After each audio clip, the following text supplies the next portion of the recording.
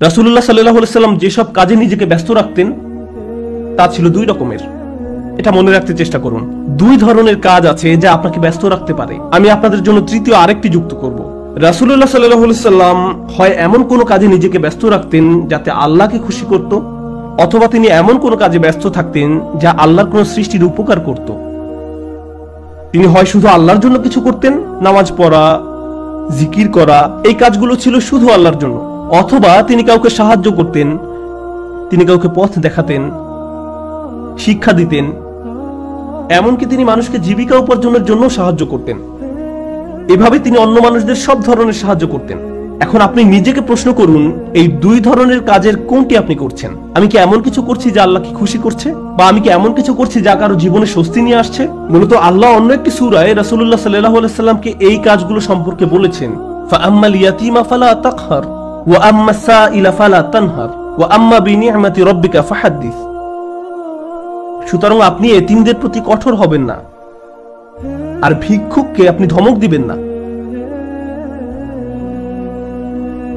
কিন্তু আপনি যখন অতিরিক্ত চিন্তা করতে থাকবেন নিজের সমস্যাগুলো কতটা খারাপ, জীবনটা কেমন দুর্বিষহ, কিভাবে সবকিছু তার গতিপথ হারিয়ে ফেলছে, কোনো কিছুই কোনোদিন ঠিক হবে না, তাহলে নিজের মাঝে আপনি অতিরিক্ত ডুবে আছেন, আপনি নিজেকে নিয়েই পড়ে আছেন। এভাবে নিজেকে নিয়ে পড়ে থাকলে আল্লাহর সাহায্য আসে না, এভাবে আল্লাহর সাহায্য আসে না। আল্লাহ বলেন, ওয়া ইলা রাব্বিকা ফারগাব, এবং আপনার পালনকর্তার প্রতি মনোনিবেশ করুন। আমি আর আপনি যে সমস্যাগুলোর মাঝে দিন পার করছি, আজ সেগুলোকে অনেক বেশি, অনেক বড় বলে মনে হয়। সমস্যা ছাড়া আর কিছু নিয়ে আমরা ভাবতে পারি না, কিন্তু একটু সামনে এগিয়ে চিন্তা করলে বুঝবেন আমরা সবাই একটা গন্তব্যের উদ্দেশ্যে ছুটছি, আর সেই গন্তব্যটি হলো আল্লাহর সাক্ষাৎ। ওয়া আন্না ইলা রাব্বিকাল মুনতাহা। যদি এই ব্যাপারটা ভুলে যান যে আপনি একটি রেলগাড়ির ভিতরে আছেন, বুঝতে পারেন বা না পারেন আপনি আল্লাহর দিকে ছুটে চলছেন, আপনি কিন্তু নিশ্চল ভাবে দাঁড়ানো অবস্থায় নেই। আপনার সমস্যাটি জীবন থামিয়ে দেয়নি, জীবন এখনো এগিয়ে চলছে। আমার আপনার আল্লাহর সাথে দেখা হবেই। আপনি যখন বুঝবেন আমি যাই করি না কেন এই ভ্রমণ থামানোর কোনো উপায় নেই, তখন আপনার পক্ষে নিজের গন্তব্যের প্রতি মনোনিবেশ করা অনেক সহজ হবে। এই মুহূর্তে আমি যে এলাকা অতিক্রম করছি, যে সমস্যাপূর্ণ এলাকা অতিক্রম করছি, একসময় এটা পার হয়ে যাবে, কারণ এটা আমার গন্তব্য নয়। আমার গন্তব্য হলো আল্লাহ আযজা ওয়া জাল্লা। এভাবে নিজের মাথায় একটা চিত্র তৈরি করুন। মনে করুন একটি পথ দিয়ে কোথাও যাচ্ছেন, আর পথিমধ্যে কোনো জায়গায় প্রচন্ড দুর্গন্ধ নাকে এসে লাগলো। যদি চলতে থাকেন গন্ধটা একসময় চলে যাবে, এটা সব সময় আপনার সাথে থাকবে না। চলতে থাকলে একসময় ভালো একটা জায়গায় এসে উপনীত হবেন। আপনাকে হয়তো ভয়ঙ্কর কোনো অঞ্চলও অতিক্রম করতে হতে পারে, আপনি চলতে থাকলে ওই অঞ্চলও পার হয়ে যাবেন। জীবনটা এমনই, আমাদেরকেও এভাবে জীবনের সমস্যাগুলো অতিক্রম করে যেতে হবে।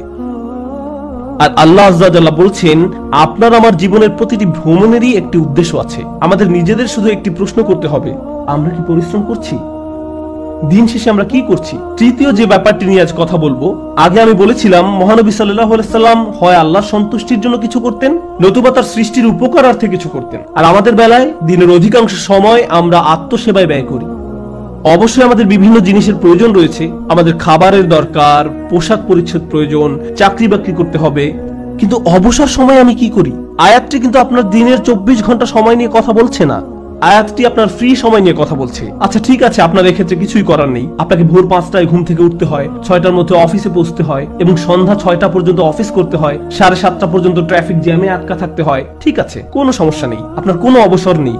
কিন্তু যখন অবসর পান তখন কি করে সময় পার করেন? যখন ফ্রি থাকেন সে সময় কি করেন? আল্লাহ আপনার জীবনে সহজ সময় আনবেন কিনা তা নির্ভর করে আপনার অবসর সময় আপনি কি করেন তার উপরে।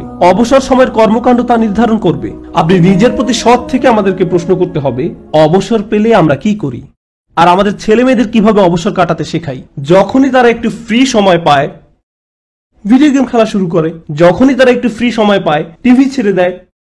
আমরা উপকারী কিছু করছি না, আমরা প্রোডাক্টিভ কিছু করছি না। একটু সময় পেলে আমরা স্বার্থপর বিনোদনে ব্যস্ত হয়ে পড়ি, স্বার্থপর ভোগবিলাসে যুক্ত হয়ে পড়ি। মাথার মধ্যে শুধু এই চিন্তাগুলো ঘুরপাক খেতে থাকে, দুপুরে কি খাবো, রাতে কি খাবো, কোন সিনেমাটা দেখবো, কিছু দেখতে চাও, কিছু খেলতে চাও। দিন রাত সারাক্ষণ শুধু বিনোদন, ভোগবিলাস আর অর্থহীন রঙ্গরসে ডুবে থাকা। আমাদের জীবন এমনই হয়ে গিয়েছে।